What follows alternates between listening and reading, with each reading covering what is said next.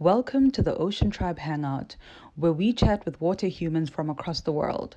We focus on passion, representation, and most importantly, inspiring the world to venture into the most beautiful place, the ocean. Let's tuck in. Hi, guys! Welcome to this week's Instagram Live. Today, we're going to be chatting to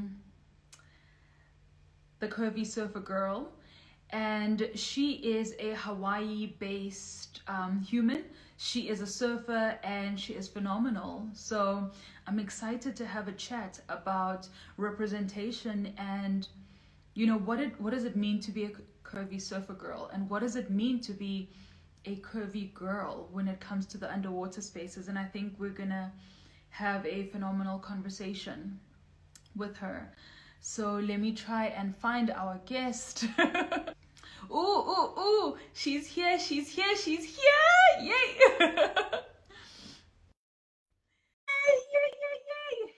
Hey, where are you? Hi! How are you?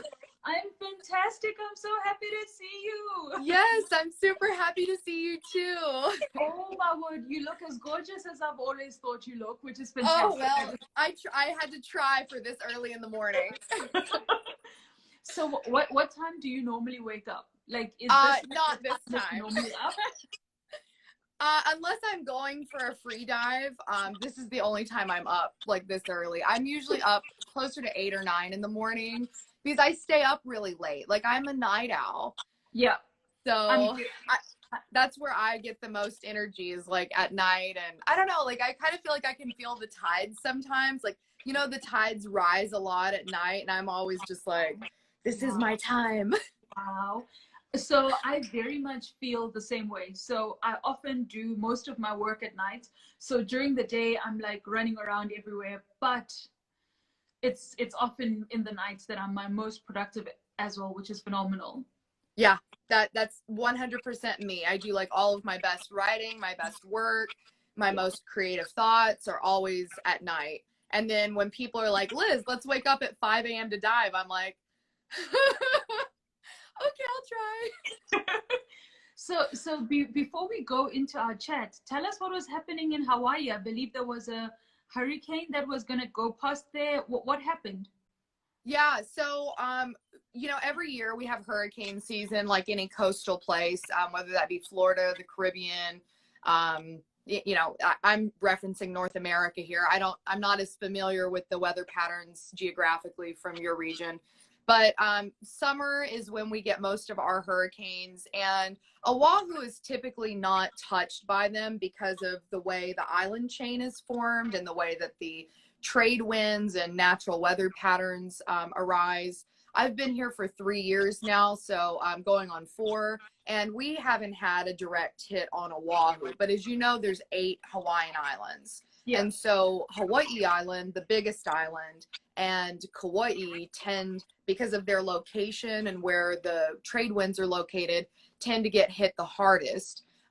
Thankfully, this year, none of us had any devastating effects. It formed as a large storm out in the middle of the ocean and didn't make you know, landfall as much as it was anticipated to, and it completely missed Oahu, which it typically does. I mean, we get a lot of heavy rain during hurricane season since I've been here, but I don't think there's been a major hurricane hit Oahu since the last 20 plus years. Wow. So it's pretty rare for our island to get any of those devastating weather patterns. Sure. Well, I'm glad that everybody's okay. And let's get into our conversation. Tell us about you. What is your thing? What is your passion bringer? What is your love? What wakes you up in the morning? Who is Liz and what brings her to life? Like, tell us about her. It's such a hard question for me to answer. I mean, I've been thinking about your answers a lot, or your questions a lot. And, you know, really Hawaii and the ocean are the two things that I love the absolute most, followed by, I mean, you can kind of see it here in my background, followed by my whales. I have, I mean, like, here's another one. I love wildlife. I've loved wildlife ever since I was a little girl. Wow. I grew up in a very rural, poverty, Northeast Texas environment. And my dream was always to travel, to see the world. I didn't believe that mountains existed because literally I had only ever seen flat land my entire life. And I just thought the whole thing was a joke. I'm like, somebody made up mountains because I've never experienced that. Wow. And so my whole goal was really to get to Hawaii because that's where I felt the most alive, the most at home. And then I discovered this ocean connection I have, which it was a tumultuous relationship getting to that point. But now I'm here and I love it. And that's really what brings me the most joy in life or those two things, like being in Hawaii and being in the ocean. I love that, right? So every single time when I see people in Hawaii post about the beach days, surf days, I always think they live in heaven. How dare they? Yeah, So, no, it's exactly how I feel. Like if I had to die today and God was like, "Where's your heaven?" I'm like, "Send me back to Hawaii. Like I'm good." it's insane. So the waters are just that clear, and Yeah. every day looks like an island day, pretty much on that side of the world. Yeah, I mean, and there's so much, not only is it visually, aesthetically so beautiful that it touches you to your core, but the culture itself has really perpetuated the stories of old. So, if people choose, they can dive even deeper into our home. And like every mountain range has a story, every islet, every beach has a ancient name that goes back and has centuries of knowledge behind it. And there's still chants to this day that you can hula and sing that take you all the way back to the origin stories of Hawaii. So it's not even just the physical beauty that you can behold. There's a lineage to the Wow. beauty, and there's a historical connection. And that's also what makes Hawaii so extraordinary, because I think so many places have lost that indigenous knowledge of the land and that connection with the land. Yeah. And in Hawaii, it has been perpetuated and saved at the risk of people's lives. Because just like most places in the world, Hawaii was colonized by Christian missionaries, and a lot of that was considered devil worship or devil practice. And so we almost completely lost the hula in the late 18th century, 1700s into the early 1800s. It was almost eradicated, along with the Hawaiian language and many other cultural icons of Hawaii that we all know today. And people had to give their lives to save that information and continue to pass it on. So even today, I do what I can as someone who's not from Hawaii to maintain the integrity of those people's sacrifices by trying to say the namesakes of our beaches and our communities correctly in the Hawaiian names, because so many people had to fight so hard to keep that information alive. So I can't even remember what the original question is anymore, but yeah. But I love everything that you have said, right? One, you've touched on culture and where Hawaii comes from, and how everyone who lives there has fought to protect it. Because when you look at, as with, all spaces of indigenous people that have been colonized, there's often a taking away of the cultural aspect and the heritage of the space. And you just hit the nail on the head for me, because that's so important. In anywhere we go.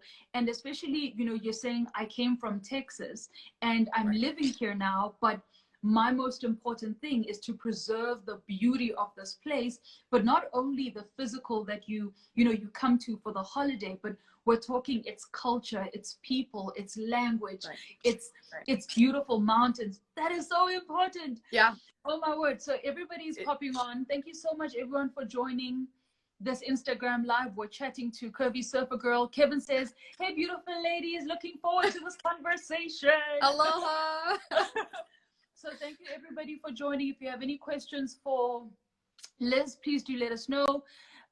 So I have a question for you. If you come from Texas, I don't know if there's any oceans in Texas. How does your water story start?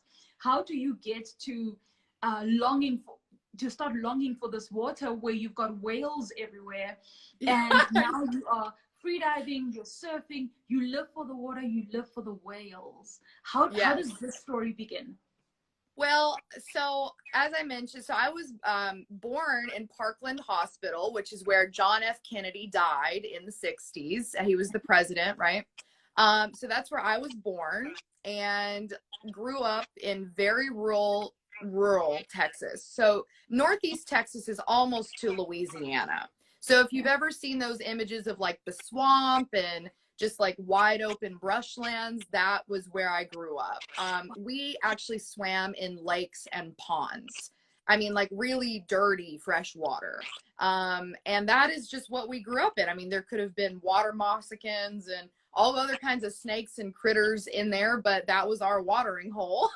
And that's where we grew up swimming. You know, we would get out with ear infections, of course, because the water is so stagnant. But I've always, you know, at least even from a freshwater perspective, I was always like, let's go to the lake or let's go to the pool. But we do have the ocean. That we have the Gulf of Mexico at the border of Texas and the most southern border. But that was almost 12 hours from where I grew up. Wow. Texas is a massive state. It is the size of France. It's actually bigger than France. And people don't realize like the scale. So if you say you're from Texas, I mean, you can almost picture a country in Europe. And that's the size of our state. Wow. And you're like, yeah, Texas, but which part of Texas? Like, what are you talking about? Which bit? Right. Because I mean, depending on where you're from, there are subcultures even within Texas, right? There's the Panhandle, which borders Oklahoma to the far north. You know, there's the Northeast, which borders Louisiana. Then you've got all the way across the desert to almost New Mexico for the western part of the state. And then as you go further south, you have the Gulf and the ocean and fishermen. And there's even people that surf down there. But yeah, Texas is a massive state and it even has its own identities within the state. So that's where I started. And then at 15, I moved to Arizona. And once again, totally landlocked. I did not like Arizona. I was not a desert person. I got really sick upon immediately getting there, and I really never got better. I actually got worse. What?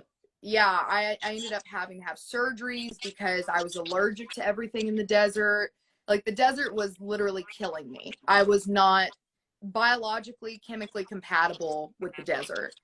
Girl, and you is a water baby and your body was freaking out. It was wondering what the hell you're doing there. Yeah, I actually had one doctor that was literally like, you know, there has been some research, although inconclusive, that's been done. Like some people just don't belong in certain environments.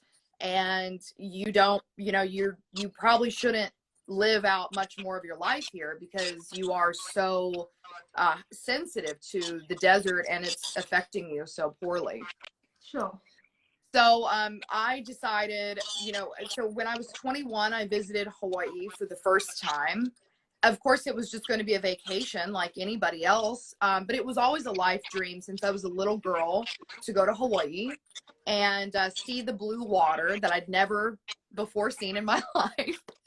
And I did, you know, I came here and I never expected to have a life-altering experience. I can tell you with certainty from the moment my body touched the island, I knew that I was at home. It was almost as if I had been, you know, removed from Hawaii and I was born in a place that you know, it wasn't really my home, because when I came here, I felt it mind, body, and spirit. It was like every layer of myself knew that Hawaii was my home. Wow. And when I had to leave after those first 2 weeks, I had a real like breakdown. I broke down on the plane, you know, because I could feel the island disappearing, but then you could also see it. And then within a week of moving back to Arizona, I had a psoriasis outbreak, and the whole Hawaiian island chain formed down my arm. And I have photos of it. Like, people were stopping me and they're like, you realize your skin disease has formed the Hawaiian Islands? And I'm like, no, I know. Like, that's my home. That's where I need to get back to. There was no debating it. It was like, that was where I was meant to be. Wow. And so for 5 years, I had to continue with the obligations of my life, which was to graduate college, you know, kind of get into the entry levels of my career, which took me around the world. I was in Switzerland for a year. I was in Washington, D.C. for a year. And then ultimately Arizona for a couple more years. And I had a crossroads. I was either going to move back to Washington, D.C. and continue this political advocacy work I had started with environmentalism, or I was going to put it all on the table, roll the dice, and try and give Hawaii a chance to be in my life. And every single door, and it was genuinely like divine intervention status. I mean, it was miraculous in the sense that it could not have been organized. Like it was almost like a divine destiny. And I don't know how else to describe it, because the coincidences and the serendipities were too powerful to avoid. It was as if something was bringing me back. You know, it's like, it's your time. Every single door that had to opened. And there were a lot of very almost near impossible circumstances that had to come available, and they did. And that's how I came to Hawaii, was really on a miracle, on the trade winds. You know, they brought me home on a plane. So once I got here, then I was able to establish that ocean connection. I mean, of course, not being with the ocean, there was a lot of fear. I had multiple panic attacks about being in the water. I wouldn't go in the water without someone supervising me, because I had that near-death drowning experience as a teenager. But there was no not being in the water. It was too powerful for me to avoid. There was just a magnetism. And that's the most amazing thing, right? That you tell the story of, you know, you'd never been in the ocean at that level. So there was a little bit of that fear. And I can completely connect with that, because I didn't grow up in the ocean. And anytime when I went in there, like from 2016 experiencing it, I almost felt like I always needed someone to be there to hold my hand if anything had to go wrong. And there was this need to let go of my fear if I was ever going to experience her fully. If I was ever going to be able to like call her my love, my lover, my life's work, my life's existence, I would have to let go of all of the fear. And I mean, I also had a drowning incident when I was little. And this chick, we were in the pool, and she was like, don't worry, you stay on my back. And she goes onto the deep end, and she makes a little turn, leaves me at the bottom, and swims to the other side. And I didn't know how to swim. And they had to like pump the water out of me. It was a nightmare. So I can completely, I completely know what you mean when you say there was a fear. But tell us how you get to starting Curvy Surfer Girl. So you've arrived in paradise. You know that this water is your life. She is your love. She is your lover. She brings out a different side of you. What happens if you start Curvy Surfer Girl? How does that happen? Well, as you know, Curvy Surfer Girl is in its infancy right now. We're not even 2 months old, barely. I think I started it on June 8th, and we're still in July. So Curvy Surfer Girl's only been around for what, 50 days, maybe 40 days. So, you know, leading up to Curvy Surfer Girl was this, you know, young uninformed woman. You know, I didn't know anything about anything. I felt like, I mean, I was just a sponge. I was like, I just want really brilliant, experienced people to pour their knowledge on me. Wow. And that was really how I came into surfing and Hawaii, was I just wanted to learn. I wanted to learn about my home. I wanted to learn the origin stories of everything. I wanted to figure out how to continue to foster that connection between the land, the water, and myself. Sure. And so I talked to my Hawaiian auntie, who, I mean, we're pretty much inseparable. She's in her 70s, you know, I'm in my 20s, and we're this bonded pair. Wow. And I told her, I mean, we were bonded like immediately. So she was like, I was a month into this, and I kept telling her, I'm like, I really want to learn how to surf. Yeah. And there was an advertisement in the front page for this local surf program, which is where this surf school teaches local people how to surf. And I was like, that's it. I'm going to find this place, and the rest is history. I met Chelsea, who was featured yesterday with me. And Chelsea, from day one, was with me when I had no knowledge of anything ocean. I mean, we had to go from ground zero and work me up to where I am today, and continuing to build on the foundation of where I'm going. Because, you know, people here and in ocean communities have had access to water their whole life. So there's even like subliminal things that they don't know they know. Yeah. But you have to mine that information out of people to find it for yourself, because what they don't even think about, I have to think about. Yep. So there's that, right? And that took 3 years of consistently, weekend after weekend, going and submerging myself in the ocean, in the practice of surfing, finding other people who could teach me how to deal with all of these natural phenomenon. And in the process of that, of course, because I told you I was really sick in Arizona, my body had blown up to almost 210 pounds. And it was just years of being exposed to pollens and environmental toxins that I wasn't chemically compatible with.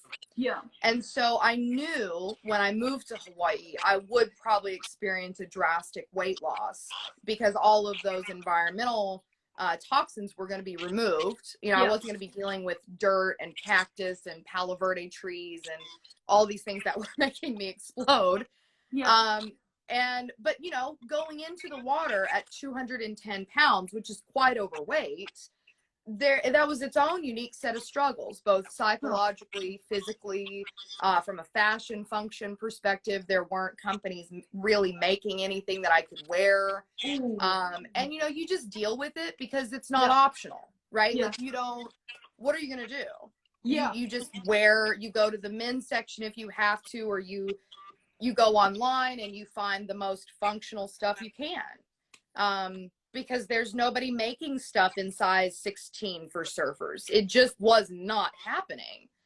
So the best I could do is find like one pieces that were super stretchy, my rash guards, and the stretchiest. I would always wear side tie bikini bottoms, because I could pull my shirt over my stomach, and then I could stretch the little side ties as far as I needed.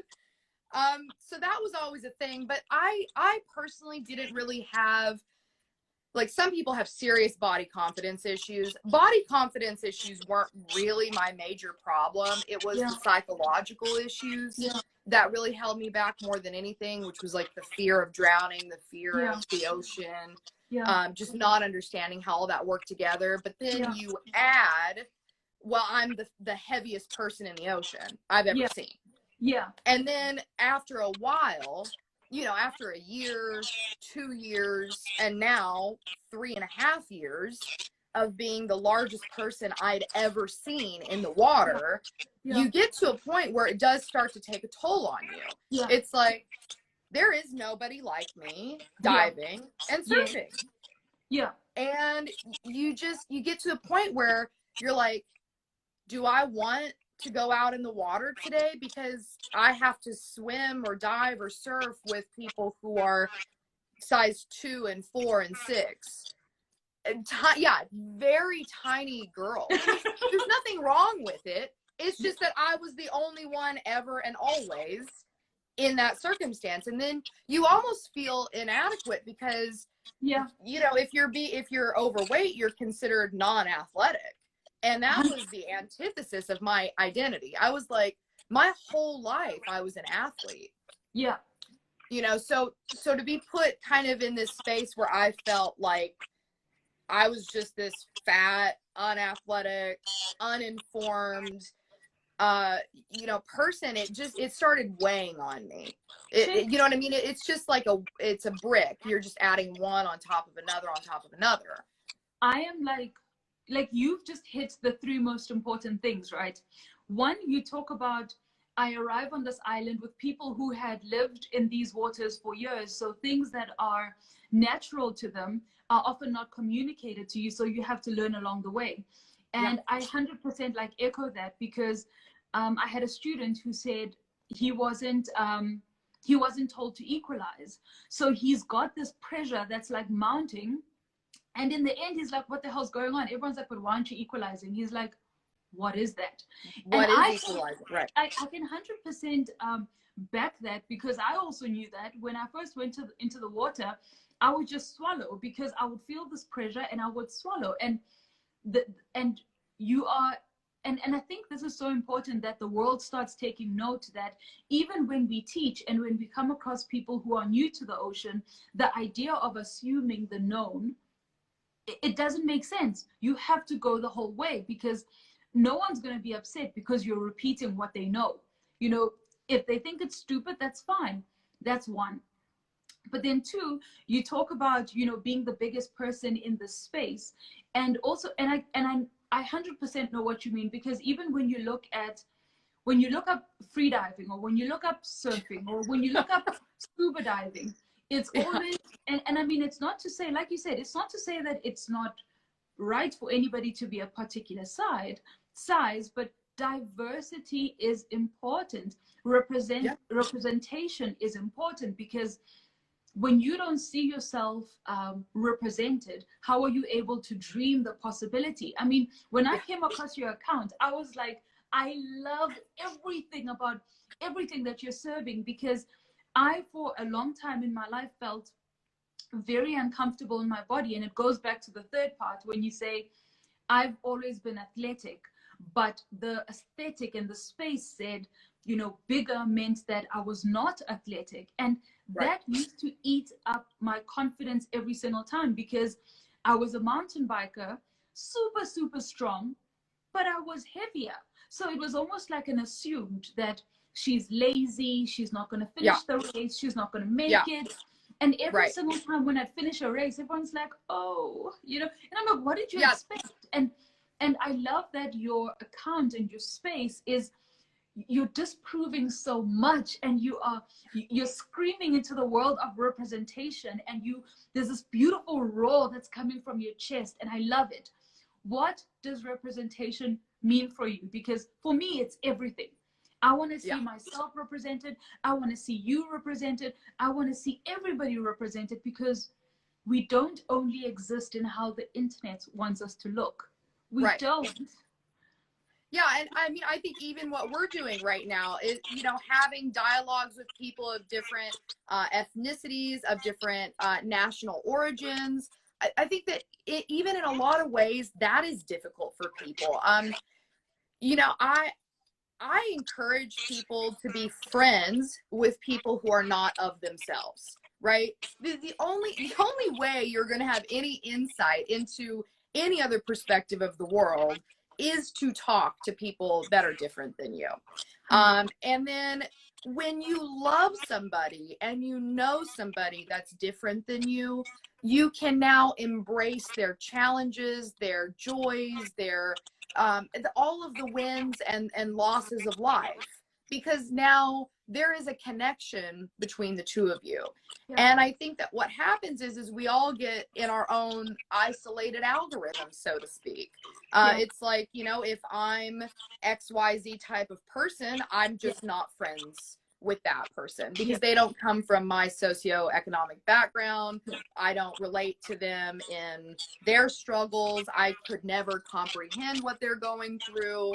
And you know, for me, growing up in extreme poverty, I mean, I was really more or less the minority in most of my spaces. I grew up in a Black community. And this is why you see I have Black friends, because I think in America, it's really strange. Like, a lot of people don't have Black friends. And I think it's because there's this massive socioeconomic divide between the classes.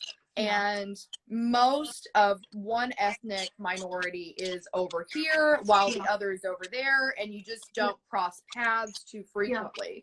But growing up in such extreme poverty, I mean, I had Black aunties and Black grandmothers that were raising me and encouraging me. I had Black teachers. I had Black people that were changing my life. And that is why I feel a connection with people, especially of African descent, because they helped me survive the most extreme conditions of my environment by loving me and, you know, helping get me to school, by teaching and educating me. But a lot of people don't have access to people with those backgrounds. And it goes back into the surfing community too, right? Like, you have all of these historically beautiful people of Polynesia, Hawaii. I mean, surfing came from Hawaii. Its origin is Hawaiian, even within Polynesia. That is the origin. The Hawaiians were the original surfers. But even if you go back and you listen to books like The Waterman, which is about Duke Kahanamoku, you find that identity, because of this colonial missionary takeover, was trying to erase any of the Polynesian identity within surfing and make it the new white man's sport. And so it's deep. I mean, if you listen to some of these books, it's very deep about how they tried to erase the Polynesian identity from surfing. And then what happened is they ultimately couldn't separate the Hawaiians from surfing. And so they tried to kind of whitewash many of those practitioners in that time. And then they promoted, of course, the Californians that learned from the Hawaiians how to surf. And that is how we have arose to present day surf culture of the blonde California lean surfer. It's all a process of historic colonial racist missionaries. Okay, so I'm properly losing my shit in this discussion. Like, you are making every single part of my head explode, because you're touching on the most important thing, that, you know, surfing has always been a brown people thing, but now when you look it up on the internet, it only looks, it's whitewashed. And then when you look at free diving, and I mean, I often say, like, the Philippines is where you start talking about free diving, and I'm sure that there's many African nations as well that can tell of their history of being water people. But it almost feels like there was like a big hole where the Black and brown people fell into it, and someone closed it, and there was a new history that was written, and it was written over the backs of the people who taught everyone else how to do it. And that's exactly what happened. I mean, if you listen to the story of the Waterman, Duke, you will literally see the timeline starting in the 1920s up until present day, the effects that these wealthy white men had on surfing. They were the people who defined what surfing was. They created the Olympics, they created FIFA, they created all of these national sporting institutions that live on to this day, but they were titans of empire, and they were powerful white males that had unlimited power and the ability to write whatever they wanted to as fact. Because, I mean, Hawaii was still relatively new in the 20s, right? I mean, missionaries only arrived in Hawaii in the 1850s. So Hawaii was only discovered via America, 70 years. And it was its own monarchy. I mean, Hawaii was a sovereign nation with its own queen and king and 1,000-year lineage of governance. And then in 1893, Hawaii was overthrown via these monopolistic white male structures. They came in and they held the queen at gunpoint, and they said, if you do not surrender Hawaii, we will essentially commit genocide against your people. And the queen sacrificed her monarchy so that her people could live, and that was Queen Liliuokalani. But a lot of these spaces were just completely taken over by white, colonial, powerful, wealthy missionaries that had an insatiable greed to control every narrative of every indigenous space. And so that's why you see a lot of this history was either tried to be erased or evolved into what it is today and the icons that we see, because it was just perpetuated. So I think like you have educated us like next level, and I appreciate that so much, because many people will assume that, and I think it's the natural, I mean, I don't want to say it's the American thing, but the assumption that anything comes outside of anything that is white is often shunned upon. It's almost as though Black and brown people never created anything. And I think that's what you go on to talk about. You're talking about patriarchy, you're talking about misogyny, you're talking about what it means to break down monarchs so that everyone, you know, the missionaries,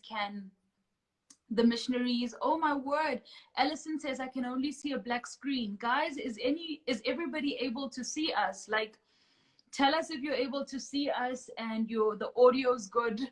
I hope it is. Ellison, I hope it comes right. Maybe just try and log out and log back in and see if you're not able to get back inside. Dogs of Rainabing says, holy moly, this is fascinating. Guys, if you have any questions for Liz, please do let us know. Thank you for joining our live, and we're just freaking, we are having serious tea today. So I love that you're educating us about the history of Hawaii, because like that to me reminds, and so I wanted to share, yesterday I shared something which is probably like not so popular, but I'm known for unpopular views.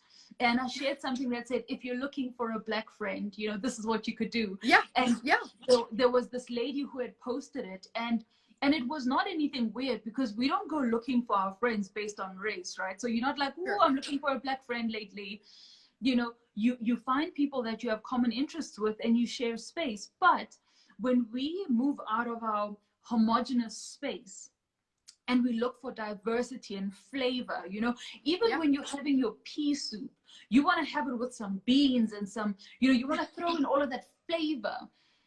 And all that builds is, you know, you mentioned that you used a word, I've just lost it now, but for me, it creates empathy in a way that you could never understand, because when you start to see how another person lives, be it if it's a class difference, be it if it's a race difference, be it if it's a gender difference, the minute you bring in people who are different to who you are are opened up to how you could, it could be your own prejudices, it could be your own biases, it could be your own racism, it could be your own dominance, you know. And I think dominance remains the most important thing in most spaces where white culture has become dominant, and that becomes the go-to place when we're talking about people or experiences or spaces. And you know, someone was like, Zans, why would you post this? And I was like, no, you know, if people are looking for a little bit of flavor in their lives, you want to, but you have to open the invitation too, because people may not think that they can be friends with Black people because they've never been friends with Black people. Sometimes you have to extend that invitation. But also, I think more than empathy, when people get older, it gets harder to kind of say, hey, will you be my friend? You know, Yeah. because you're stuck in so many beliefs that you've held for 20, 30, 40 years. And now you're going to be like, hey, you know, I'm not perfect, but I'd like us to be friends. And I wrote something in my notebook last night and I said, it's like a dance. You know, you walk up to this person and you say, can I have this dance? And you start dancing. And when the one steps on each other's toe, on the other one's toe, you don't stop dancing. You Right. learn. You learn and you start to feel the rhythm and see the space of how the person exists. And at the end of it, you dance into the sacred, where you could dance with your eyes closed, but also when something's not right, you feel it in your gut and you become that person that can transcend the space that says, hey, that just happened. Am I right? That's not right. You know? Yeah. And that's what allyship starts to look like when you open up your space, because then you're able to use your power to bring peace into spaces. So you could have your friend and you say, I know that something's not right. And you know, you have a place where you can, a soundboard, and someone's like, yeah, that's not right. And you have an opportunity to use your power to bring change. So if this is what if the world loves blonde hair, blue eyes, use that as your power to bring the change. And I think that's what people forgot. Absolutely. No, I love that. I mean, you know, if you already have power, I think a lot of people right now may feel attacked. You know, I think that maybe skinnier people feel attacked. People who are blonde haired, blue eyed might feel attacked. But I think rather than seeing it as an offensive affront to you, you can see this as, I have the opportunity to showcase more than the average person would, because I have a larger platform, being that I'm the preferred visual of society. Yeah. So, you know, I do agree with you. I think that these are opportunities for people to grow with what they've been given and include and bring more people into that space. But of course, just like the ocean, you know, these power shifts can be very scary. It's like, but is it okay for me to be seen doing XYZ, supporting this? You know, how are people going to perceive me? And what I say is, you know, you can't do something that's just totally against your core, right? But you have to find something that resonates with you, right? Like if I didn't resonate with you, we probably wouldn't be talking. But I resonate with you. I want to speak to you. You want to speak to me, because there's this unspoken sistership between us. And there's a whole love going on. Yeah, exactly. And I felt it like the moment I looked at you. I was like, I love her. I don't know what it is. I don't know how I know her, but I feel her through this unconscious abstract form. And so you have to resonate with whatever it is you want to bring in. And if you don't resonate with ethnic diversity, then find something else that needs attention that you can support and uplift. You know what I mean? If it's not representation, there's a whole host of other issues that need, you know, a pioneer behind them too. So I agree with what you said. I think that was really beautifully put. So I have a question for you. How do we get more curvy girls feeling gorgeous in their bodies? But hold on, before we go there, you have to tell me the story. You have to tell everybody the story that you told me when you were trying to post your advert. I got so upset. Oh God. I got so upset, and I wanted you to share your story because it talks back to existential norms and how the world thinks everybody should look. And when you don't look like that, girl, tell us what happened. Tell us. So I have a picture of me holding a surfboard in a moderate bikini. It's not like grandma bottoms and it's not super cheeky. It's a moderate bikini. Very cute, walking to the ocean in my Hawaiian heaven, right? So there I am. It's a back-facing shot of me. And I think all of us have gone on Instagram and seen ads of your typical white, small female. This is not revolutionary stuff here, okay? so here I am. I'm like, okay, this is not like sexual. It's just me walking to the beach. There's not like an unusual amount of myself showing. I No. think it was fine, right? Yeah. So I'm like, okay, I'm going to promote this so that the message of Curvy Surfer Girl can reach more people. Because, the algorithm, unless you start doing promotions, limits how many eyeballs can find you. And then if you pay for promotion, it will send your profile to other people that might be interested. So I said, yeah, let's continue growing this movement, because if people don't know it exists, they don't know that it's happening, and they can't be part of it. I think information, access to what's happening is probably the biggest hurdle for any movement, organization, company. People have to know you exist to find you. So I'm knowing that, coming from a marketing background, I'm like, people need to know Curvy Surfer Girls out there to know this is happening. So I started this promotion, thinking no big deal. It's an innocent picture. It represents me surfing the whole Hawaii. And it was denied for sexual nudity and just sexual inappropriateness, saying that I was revealing too much of my body. Meanwhile, I literally scrolled to my homepage, and you saw the video. There are crotch shots of models. I mean, like, there is your punani. And I'm like, I am innocently walking to the beach. I am not trying to seduce anybody. But that's what happened. And I think that it goes to this broader concept that especially females with voluptuous bodies are hypersexualized. And you can see it in Hollywood. You've got Katy Perry, you've got Sofia Vergara, you have a whole host of women that if they wear something, it's all about their breasts, their derrieres, their sexuality. It's not about the fashion of it. It's about how their body is seducing the public in it, because they don't have flat chests and flat, rears.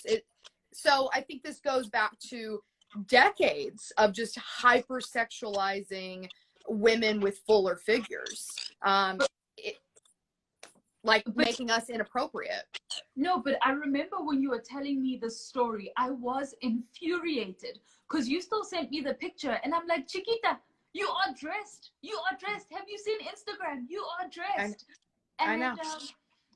But it also hit me back, and I mean, it remains a thing that, Black women generally have big hips and big bums, right? So, and it's not like a thing, it's just what it is.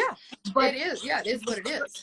But when you look at the bikinis that are a norm on Instagram, and to be honest, I feel self-conscious the whole time. Like, when I think of wearing the bikinis that are on Instagram, I freak out, because I'm like, is my bum going to be inappropriate? Are my hips inappropriate? Are my curves inappropriate? Because on every other body, it seems like it's a normal thing. But if I do it, is this nudity? And it's the most intense thing. So when you told me the story, it not only made me upset because, like, how dare they? Because surely they could have not used a robot to decide if this is acceptable or not. And even then, if the robots are not programmed to be inclusive in how they assess what is and what is not, like, what does that mean? And like, I got so pissed off. But also, I think it's a little freak out of my own, because I always think, oh, so if I have to do like a sexy typical Instagram picture, am I naked? And you're not. You're just dressed like everybody else. But because your body's different, it kind of changes how the world perceives it. Right. Well, I go back to the Renaissance. I love the art of the Renaissance. I lived in France and Switzerland for a period, and I got to be exposed to a French consciousness. And the French consciousness is pretty different among American consciousness. Nudity is not something that is hypersexualized. the female form is not a taboo in places like France. It's simply something to be admired. It comes in many different shapes and sizes. You can go all throughout France and see women that were heavy, that were made into statues, into art. And then the same thing goes for the petite women. And to this day, French nationals go to the beach topless or completely nude. And that is just totally acceptable. There is no if, ands, or buts about it. Like, that's the natural human form. There is nothing offensive about the female body. And I was just talking to somebody about this yesterday. They will censor my butt in a bikini, and yet violent content is totally acceptable for the public. You know, we can see commercial after commercial of somebody, like an assassin's movie, or you name it, just violence across all spectrums, documentaries about war and death and, you know, pretty much annihilation of human civilization. And that's A-okay. But if you put someone with my body type in a swimsuit, suddenly we have a moral crisis. And not the case. I'm 100% with you, because at Alligator says, Salty World has done a bunch of independent research on the topic of algorithms, etc. And that's the exact thing. And I think I second that, because when you look at what Instagram censors specifically versus what it allows, it's almost like, and I think this is where we say, I need you, you know, to keep on posting, because one might think, hold on, here it is. You would think that you are just living, loving yourself, showing up, you know, changing how the world sees things. But essentially that's advocacy. You're creating space for everybody. You're creating room for everybody to feel beautiful and that they belong on a surfboard, because everybody belongs on a surfboard. Everybody. Single body, you know. And it's not about being tiny and petite, and it's not about being, you know, bigger or more voluptuous. It's just a question of spending the time to learn. I mean, girl, every single body belongs in the ocean, and it belongs in every single space. And I love your account because it just keeps on preaching. Like when I come into your space, I feel like I'm catered for, and I exist, and I am beautiful, and I just, girl, that's the goal. I mean, I want everybody that comes to Curvy Surfer Girl to feel acknowledged, to feel loved, and to feel like they belong in the water, because there is so many other sources that are they're conflicting with that, right? I mean, you've got the media. Typically, you even have your family like, hey, you know, you shouldn't wear that. You put on some weight, or, you know, girls like us don't surf, or girls like us don't dive. We're gonna float. We're never gonna go down to the ocean, and well, we're just too whatever to do that, or now we're too old.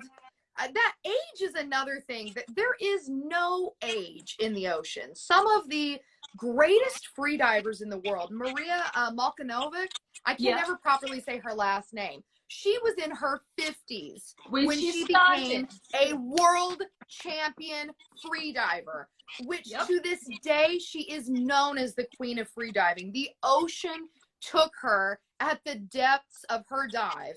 And that is how she died, and that is how she will remain infinitely connected to the ocean. And she was the greatest free diver in her 50s. People would consider that female half dead. And she was breaking world-shattering records, things that the human body had not yet done. She did. And I try to remind people of that. I'm like, I had a girl yesterday message me, and she said, I'm 22 years old. Is it too late for me to start surfing? What?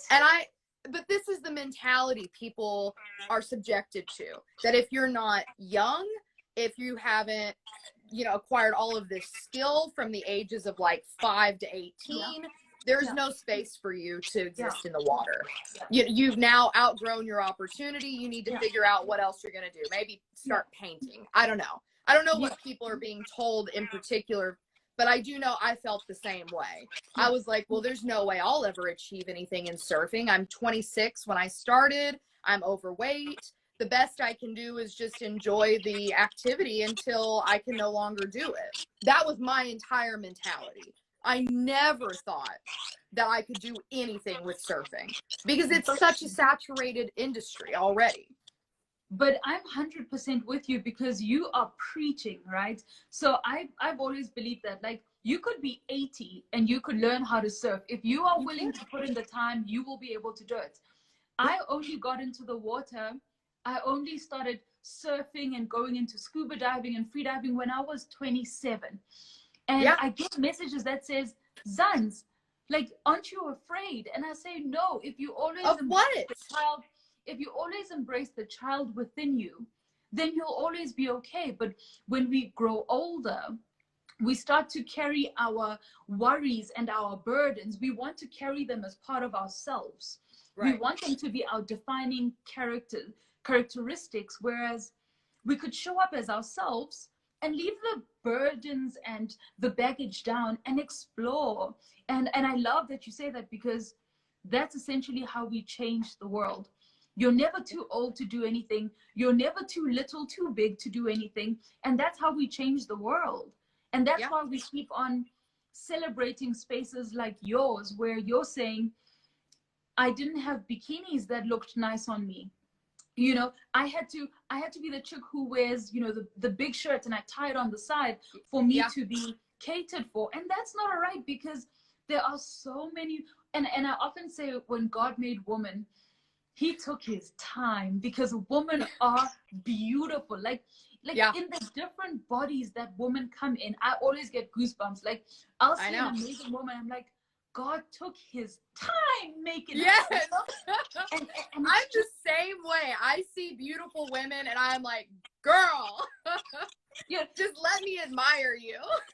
and we should be celebrating the space. So we are down to our last 2 minutes, and I love to give that time to you, where you can share with us whatever's in your heart. How do we grow? How do we become? How do we remind curvy girls that they are gorgeous too? And actually every single girl, because some girls are curvy, some girls are very tiny and they're wanting to pick up weight. There's a whole life that lives when we talk to our bodies. So give us your wisdom, share your love.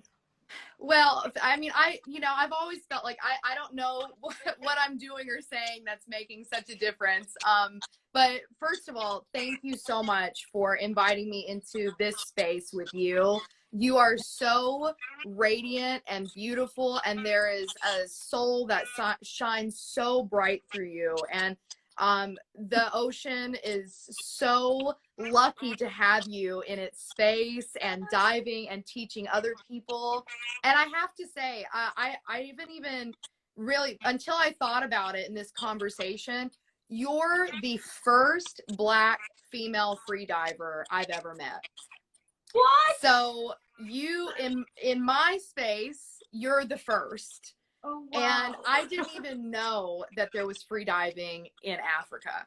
So when I saw you diving, I was like, this is like that mother source. Like, she is in the heartland of human, the cradle of human civilization. And then she's going back into the womb of which all life came. And it was just the most beautiful thing to see, because I'd never seen it before. So I wanted to share that with you first and foremost. You're the first that I've ever seen doing that. And it gave me such joy to watch you in that space and in that element. And I think that is going back to Curvy Surfer Girl and the message of body positivity.